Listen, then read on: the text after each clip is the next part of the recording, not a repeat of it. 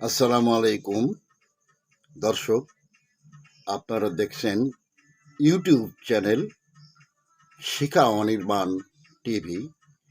এখন গুরুত্বপূর্ণ বিষয় নিয়ে আমাদের সাথে যুক্ত হচ্ছেন। আসসালামু আলাইকুম রহমতুল্লাহি ওবরকাতুহু। সম্মানিত দর্শক, সাবেক প্রধানমন্ত্রী শেখ হাসিনা তনয় জনাব সজীব ওয়াজেদ জয় ইদানিং তিনি বেশ রাজনৈতিক বক্তব্য রাখছেন। কখনো তার মাকে ডিফেন্ড করছেন, কখনো আওয়ামী লীগের পক্ষে কথা বলছেন, কখনো বাংলাদেশের পক্ষে কথা বলছেন এবং কথা বলতে গিয়ে তিনি নানা প্রসঙ্গ আনছেন এবং তার মধ্যে যে অবস্থা দেখা গিয়েছিল, অর্থাৎ ক্ষমতা যখন আওয়ামী লীগ হারালো, ঠিক সেই সময়টাতে তিনি অনেকটা বিক্ষুব্ধ ছিলেন। ভারসাম্যহীনতা দেখা যাচ্ছিল, তার কথায় ক্রোধ উপচে পড়ছিল এবং কথার কোনো ধারাবাহিকতা ছিল না। কিন্তু ইদানিং তিনি অনেকটা সংযত, তার কথাবার্তার মধ্যে যথেষ্ট পলিটিক্যাল ম্যাচুরিটি রয়েছে এবং তিনি বেশ কয়েকটি আন্তর্জাতিক যে গণমাধ্যম, সেই গণমাধ্যমে যে সাক্ষাৎকারগুলো দিয়েছেন, প্রায় সব সাক্ষাৎকারগুলোই মানুষের দৃষ্টি আকর্ষণ করেছে।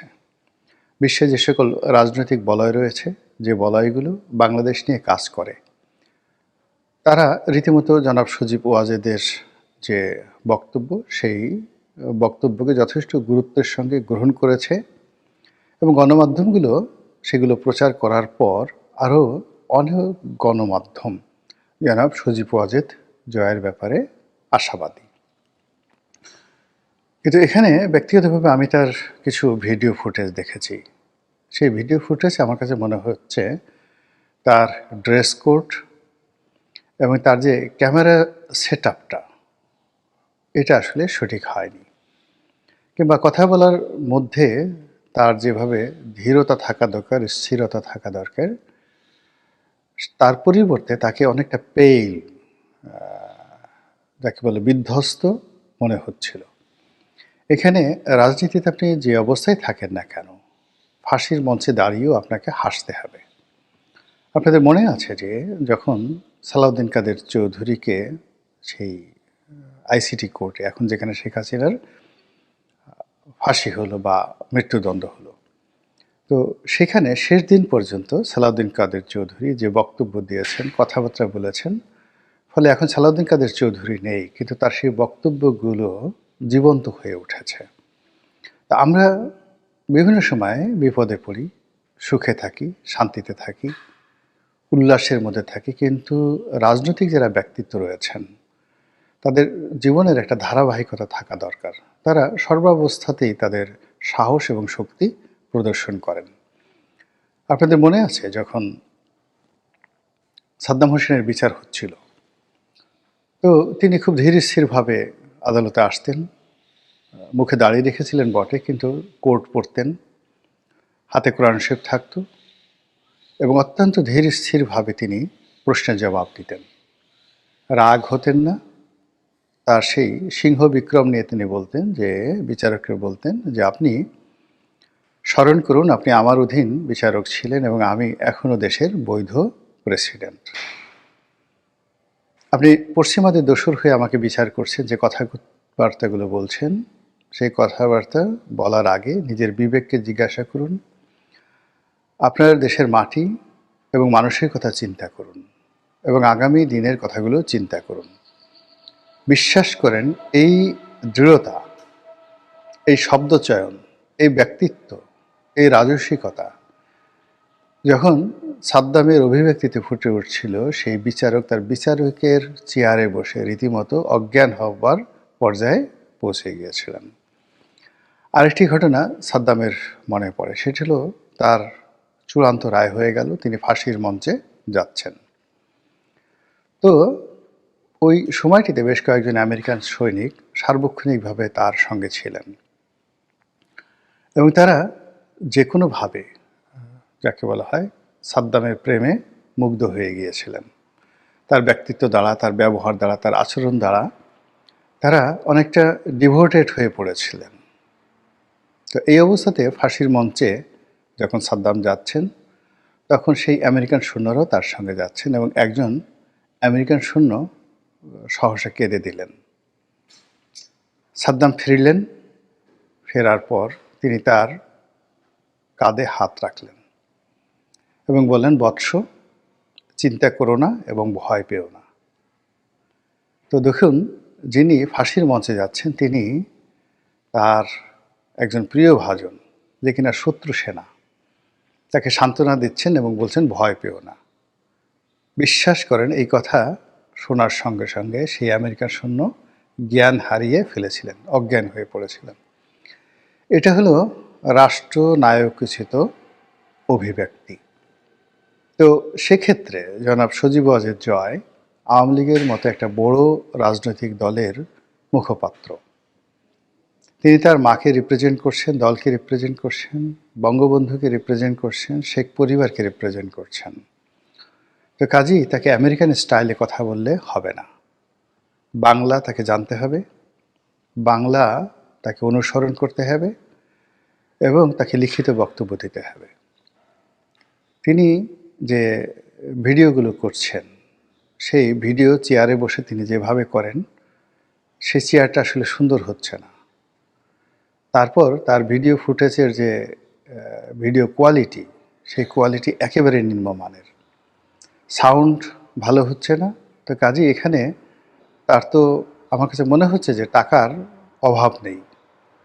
প্রাচুর্য নাও থাকতে পারে, কিন্তু তিনি এতটা অভাবগ্রস্ত নন যে একজন প্রফেশনাল ক্যামেরাম্যান দিয়ে তিনি তার যে ভিডিও ফুটেজগুলো তিনি রাখবেন, সেখানে ক্যামেরা, লাইট, সাউন্ড, অ্যাঙ্গেল, এই বিষয়গুলো তিনি খেয়াল করবেন যেন তার ছবিটা চমৎকার আসে, যেন তার বক্তব্যগুলো মানুষের কাছে দৃষ্টিনন্দন হয় এবং তার উপস্থিতি, তিনি যেভাবে একদম চেয়ারে বসে, চিত হয়ে চেয়ারে বসে কথাবার্তা বলছেন, এটা আসলে তার প্রতিপক্ষ, তারা যাকে তিনি ভয় দেখাতে চাচ্ছেন, তারা এই বিষয়টিকে ভয় তো পাচ্ছে না, উল্টো ফিলে তার যে দৈন্যতা, এটা প্রকাশিত হয়ে যাচ্ছে। তো এনিওয়ে, এটা আমার একান্ত নিতান্ত ব্যক্তিগত মন্তব্য। তিনি কিভাবে গ্রহণ করবেন বা তার লোকজন কিভাবে গ্রহণ করবেন, সেটা তাদের ব্যাপার। আমি তার বক্তব্য নিয়ে আলোচনা করব। তিনি কতগুলো বিষয় সামনে নিয়ে এসেছেন। প্রথমত, তার মায়ের যে বিচার, সেই বিচার নিয়ে তিনি আহাজারি করছেন। তিনি যে প্রসঙ্গ নিয়ে কথা বলছেন, আমার কাছে এগুলো প্রাসঙ্গিক মনে হয় না। এর কারণ হলো, ধরুন আমার বিচার হচ্ছে বা আপনার বিচার হচ্ছে, তো যিনি মজলুম তিনি আহাজারি করেন, তার পক্ষে যতই সাফাই গান না কেন, ওটি জনমনে কখনো প্রতিক্রিয়া তৈরি করে না। বরং শেখ হাসিনার বিষয় নিয়ে যদি কোনো পরিচিত প্রিয় মুখ, সেটা আমেরিকার হতে পারে, সেটা কানাডার হতে পারে, সেটা ওই দেশের কোনো বিখ্যাত লোক হতে পারে, তাদের মাধ্যমে যদি এই বিষয় নিয়ে কোনো বক্তব্য দেওয়া যেত বা দেওয়ানো হতো, সেটি খুব বেশি ইফেক্ট হতো। যেমন দেখুন, একটা সময় ডক্টর তাহের আল কাদেরী অত্যন্ত প্রিয় একজন মুখ, ইসলামী বক্তা। তো তিনি বক্তব্য দেওয়া শুরু করলেন ইমরান খানের পক্ষে এবং তৎকালীন সরকারের বিপক্ষে। ভীষণ রকম মানুষ সেটা গ্রহণ করল। এরকম প্রিয় মুখ লাগবে। আমাদের দেশের মানুষ ইউরোপ এবং আমেরিকার অনেক বিখ্যাত মানুষের লেকচার শুনেন। তো সে সমস্ত প্রিয় মুখ যারা বক্তব্য দেন, তাদের কাছ থেকে বক্তব্য আদায় করে আমেরিকার মতো সোসাইটিতে এটি কোনো সমস্যাই নয়, এটি কোনো সমস্যাই নয়। তো সেটা করা যেতে পারত। সেটা পলিটিক্যাল ব্যক্তি হতে পারে, সোশ্যাল ওয়ার্কার হতে পারে, এমনকি চলচ্চিত্রের যারা নায়ক নায়িকা রয়েছে, তাদেরকে দিয়েও কিন্তু এই বক্তব্য নেওয়া যেত। আমেরিকার অনেক হলিউড স্টার রয়েছেন যারা মূলত এখন কমার্শিয়ালি বক্তব্য দিয়ে বেড়ান এবং তারা রাজনীতি করেছেন। যেমন শোয়ার্জনেগার আছেন, ক্যালিফোর্নিয়ার সেই মানে যাকে বলে গভর্নর ছিলেন। এর বাইরেও আরও অনেক অনেক যাকে বলে এমনকি আপনি যদি চান জর্জ ডব্লিউ বুশকে দিয়েও কোনো বক্তব্য দিতে পারেন, গ্রহণ করতে পারেন, লারা বুশকে দিয়ে কোনো বক্তব্য দেওয়াতে পারেন। এই বক্তব্যগুলো যেহেতু তারা মানে অত্যন্ত অভিজ্ঞ, তারা জানে কি করে বক্তব্য দিতে হয়। এমনকি জো বাইডেন তিনিও বক্তব্য দিতে পারেন। তার সেই বক্তব্য অনেক যাকে বলে পয়েন্টিভ হবে, আকর্ষণীয় হবে। বারাক ওবামা যদি বক্তব্য দেন, এটা সম্ভব। তো সেই পলিটিক্যাল যে বিষয়গুলো বাংলাদেশে যা কিছু ঘটছে এগুলোকে এনক্যাশ করে ঠিক তারা যে শেখ হাসিনার পক্ষে দালালি করবে কিংবা তারা যে আইসিটি কোর্ট নিয়ে বলবে, বিচার নিয়ে কোনো বলবে না, তারা রাজনীতি নিয়ে এমন কথা বলবে, এটা আপনাকে শিখে দিতে হবে না।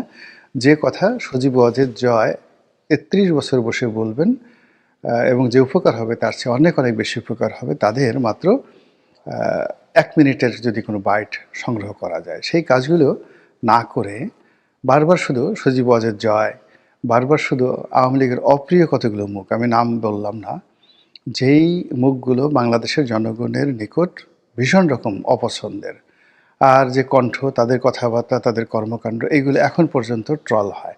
যেমন ধরেন ডক্টর হাসান মাহমুদ, তিনি দাঁড়িয়েছেন সেই ইংল্যান্ডে। তো এখন শেখ হাসিনার যারা একান্ত প্রিয়জন বাংলাদেশে আছেন, তো সেই প্রিয়জন যারা বাংলাদেশে আছেন তাকে ফিল করেন, তার জন্য অনেক কিছু করতে চান, কিন্তু তারা যখন দেখেন যে তারা যে বিষয়গুলো বলতে চান, যে অনুভূতিগুলো ধারণ করেন, সেই অনুভূতিগুলো ডক্টর হাসান মাহমুদের মুখ থেকে আসতেছে নাও, যিনি প্রবাসে আছেন, পলাতক হিসেবে আছেন এবং যার বিরুদ্ধে অসংখ্য বদনাম, তিনি শেখ হাসিনার পক্ষে কথা বলছেন। মুহূর্তের মধ্যে যারা বাংলাদেশে আছেন তারা আহত হয়ে যাচ্ছেন। তো এভাবে আসলে দেশের বাইরে দাঁড়াতে পারেন সবাই, হাসান মাহমুদ দাঁড়াতে পারেন, অন্যান্য যারা আছেন হাজার হাজার মানুষ দাঁড়াতে পারেন, কিন্তু কথা বলার ক্ষেত্রে এমন মুখ আনা উচিত, এমন ব্যক্তিত্ব আনা উচিত যারা কিনা জনগণের নিকট গ্রহণযোগ্য অথবা অপরিচিত অথবা খুবই পরিচিত, সেটা দেশি মানুষ হন বা বিদেশি মানুষ হন কিংবা কলকাতার মানুষ হন। এই কাজটি আওয়ামী লীগ ভুল করে যাচ্ছে, একটার পর একটা তারা সেই ভুল করে যাচ্ছে। ভুল করার ফলে কি হলো, বর্তমানে যারা শেখ হাসিনার বিরুদ্ধে, আওয়ামী লীগের বিরুদ্ধে অ্যাকশনে আছেন, তারা সঙ্গত কারণেই একটা ভালো ফ্লোর পেয়ে যাচ্ছেন। এখানে প্রিয় মুখ ছাড়া, ভালো মুখ ছাড়া এই কথা বলানোটা ঠিক হবে না, এর চেয়ে চুপ থাকা ভালো। তো যেটা বলছিলাম, সজীব ওয়াজেদ জয় যে কয়টি ভিডিও ফুটেজ দিয়েছেন, অর্থাৎ তিনি যে সাক্ষাৎকারগুলো দিয়েছেন সেইগুলোর বক্তব্য ব্যাপকভাবে নন্দিত হয়েছে, কিন্তু তার যে প্রেজেন্টেশন, তার যে উপস্থাপন, তার যে বডি ল্যাঙ্গুয়েজ এবং তিনি যে ভাষায় কথা বলছেন, যেভাবে শব্দ চয়ন করছেন, বিশ্বাস করেন এটা বাংলাদেশের কারোরই ভালো লাগেনি, এমনকি কট্টর যারা আওয়ামী লীগ তাদেরও ভালো লাগেনি। তিনি যদি ইংরেজিতে বলতেন, এবং একটা ব্যাপার হলো মানুষের মুখে স্মাইল, এই যে তার যে বিপদ যাচ্ছে এই মুহূর্তে স্মাইলিং ফেস দরকার নেই, কিংবা এই মুহূর্তে যাকে বলা হয়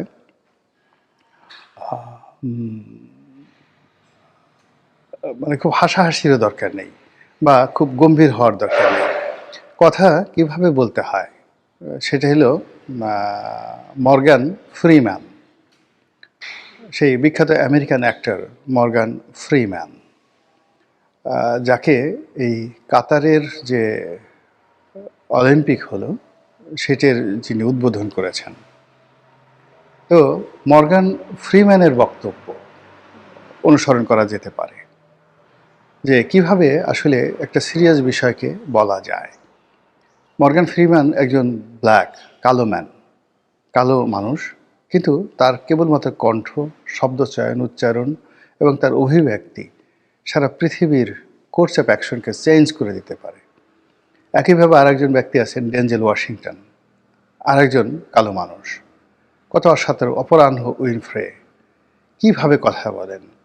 তো আমেরিকার মতো একটা জায়গাতে থেকে এই বর্তমান সময়টিতে আপনি বাংলাতে বলেন বা ইংরেজিতে বলেন, সেই বক্তব্য যাদের উদ্দেশ্যে বলবেন তাদের জন্য ইতিবাচক হতে হবে, নেতিবাচক হতে হবে, ভয়ের বা আশার ব্যাপার হতে হবে। আদারওয়াইজ দলকে এবং জনাব সজীব ওয়াজেদ জয়কে কাঙ্ক্ষিত মাকামে পৌঁছাতে দেবে না।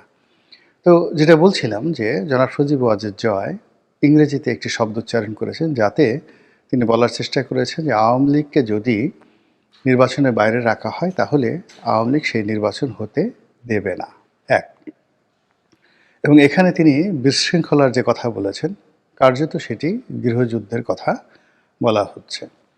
এখন বাস্তবতা হলো যে আওয়ামী লীগ এই মুহূর্তে প্রকাশ্যে এসে গৃহযুদ্ধ করতে পারবে কিনা, তারপর বিদ্রোহ বিপ্লব করতে পারবে কিনা, এবং প্রতিপক্ষের সঙ্গে লড়াই এবং সংগ্রাম করতে পারবে কিনা? একেবারেই না। এবং আগামী বহুদিন পর্যন্ত এই জন্য অপেক্ষা করতে হবে। এখানে একটা বিষয় আওয়ামী লীগকে বুঝতে হবে, জনাব সজীব ওয়াজেদ জয়কে বুঝতে হবে যে এখানে আওয়ামী লীগের প্রতি এখনও সহানুভূতি তৈরি করা হয়নি। মানুষ যেই লাউ সেই কদু বলে শেখ হাসিনাকে স্মরণ করছেন বর্তমান সরকারের ব্যর্থতাকে মনে করার জন্য। কিন্তু কেউ কিন্তু বলছেন না যে শেখ হাসিনার জমানাতে এই ভালো ছিল, এই গণতন্ত্র ছিল, এই সুশাসন ছিল, আমরা এই ভালো কাজগুলো করেছি। এটা কগনিজেন্সে নিতে হবে। মূল ব্যাপার হলো বর্তমান সরকার যদি সফল হতেন, তারা যদি ভালো কাজ করতে পারতেন, তাহলে আওয়ামী লীগের নামগন্ধ নেওয়ার কোনো সুযোগ ছিল না। এবং এখন পর্যন্ত এই যে দেখুন, রায় ঘোষণার পরে যেভাবে ৩২ নম্বর ভাঙার জন্য হাজার হাজার মানুষ সারাটা রাত সেখানে লড়াই করলেন, সংগ্রাম করলেন, পুলিশের টিয়ার শেল তারা সেই মোকাবেলা করলেন, লাঠিচার্জের শিকার হলেন। এটি আওয়ামী লীগের বিরুদ্ধে যে ক্ষোভ কোন পর্যায়ে আছে এখনো পর্যন্ত এটা বোঝার জন্য যথেষ্ট। এখনো পর্যন্ত এই বাংলাদেশে মিলিটারিকে চ্যালেঞ্জ জানাচ্ছে, জলপাই রঙের পোশাক মানে মিলিটারিকে টিটকারি করছে, ওয়াকারকে গালাগালি করছে।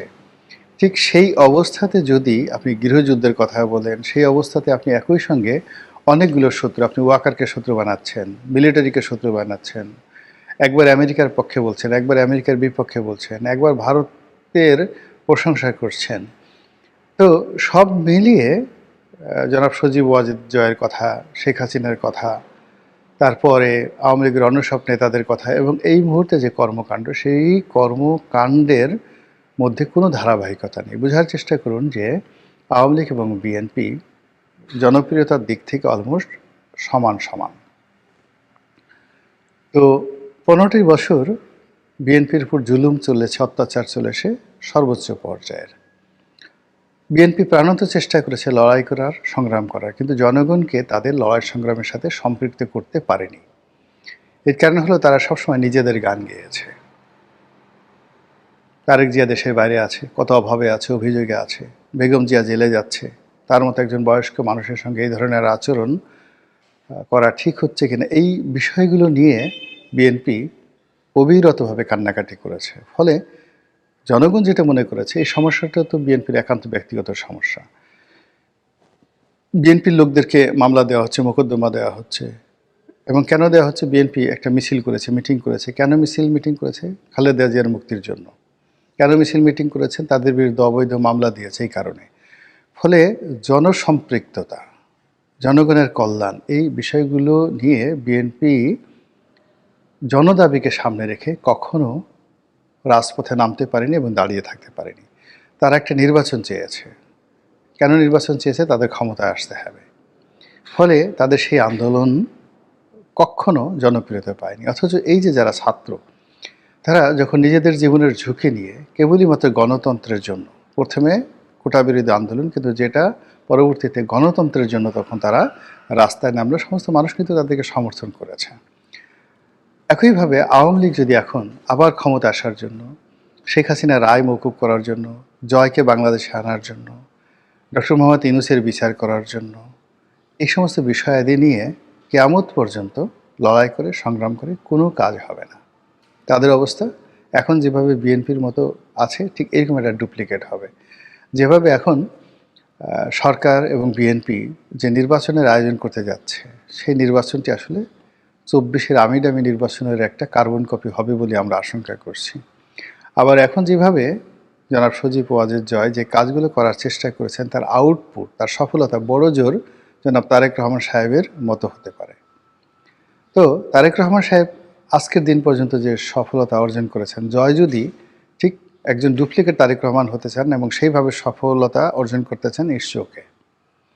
কিংবা বেগম জি এখন যে অবস্থার মধ্যে আছেন, শেখ হাসিনা যদি ঠিক এরকম হতে চান ইটস ওকে, কিন্তু তাকে যদি রিভাইভ হতে হয়, নতুন রাজনীতি শুরু করতে হয়, তাহলে সবার আগে এই যে তার যে সকল অপ্রিয় মুখ, অপ্রিয় মানুষ, দুর্নীতিবাজ থেকে শুরু করে যে সমস্ত বাজে মানুষ আছে তাদের সবার সংসর্গ ত্যাগ করে নতুন একটা এরা তৈরি করতে হবে, নতুন বক্তব্য তৈরি করতে হবে, এবং সেই বক্তব্যগুলো কেবলই মাত্র দেশের জন্য, দেশের মানুষের জন্য। আওয়ামী লীগের জন্য, জয়ের জন্য, শেখ হাসিনার জন্য কেবলই মাত্র আওয়ামী লীগের একটা বিশেষ শ্রেণীর ডেডিকেটেড যারা লোকজন আছেন তারা সময় দিতে পারবেন, কথা বলবেন, তাও নির্দিষ্ট সময় পর্যন্ত। কিন্তু যখনই সাধারণ মানুষের জন্য, দেশের জন্য, মাতৃকার জন্য আপনি আত্মত্যাগ করবেন, কাজ করবেন, তখন জনগণের মন পরিবর্তন হবে। কাজী এখন যে অবস্থায় রয়েছেন সেখানে বসে জনাব সজীব ওয়াজেদ জয় হয়তো আরও কিছু পটকা ফোটাতে পারবেন, আরও কিছু ককটেল ফোটাতে পারবেন, আরও কিছু বাসে কাণ্ড ঘটাতে পারবেন, কিন্তু একটি গৃহযুদ্ধ, একটি সংঘবদ্ধ আন্দোলন, লড়াই এবং সংগ্রাম করে বর্তমান সরকারকে হটিয়ে গণতন্ত্র প্রতিষ্ঠা করা আমেরিকাতে বসে এবং এই পলিসিতে বলতে গেলে এতটা অসম্ভব। একটা শুয়ের পেছন দিয়ে যদি একটা উট ঢুকানো হয়, এটা যেতভাবে অসম্ভব তার চেয়ে তো আমার কাছে বেশি অসম্ভব মনে হচ্ছে। মহান আল্লাহ আমাদের সবাইকে হেদায়েত দান করুন এবং হেফাজত করুন। আসসালামু আলাইকুম ওয়া রাহমাতুল্লাহি ওয়া বারাকাতুহু।